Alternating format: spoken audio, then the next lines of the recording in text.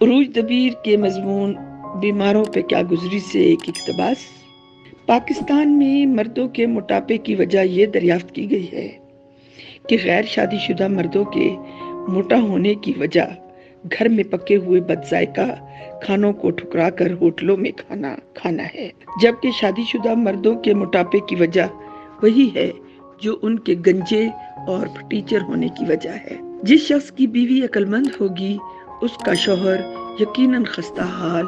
گنجا اور موٹا ہوگا، کیونکہ عقل مند عورتیں حفاظتی اقدامات کے تحت ایسا کرتی ہیں۔ اگر شوہر اسمارٹ ہوگا تو عورت کا گھر غیر محفوظ ہوگا، کوئی دوسری عورت کسی بھی وقت گھر پر قبضہ کر سکتی ہے، لہٰذا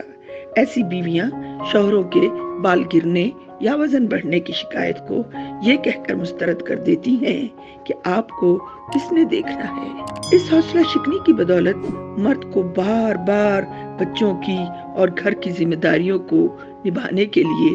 زور دینے پر مرد خود پر توجہ دینا چھوڑ دیتے ہیں، جس کے باعث آپ کے اطراف میں مرد اکثر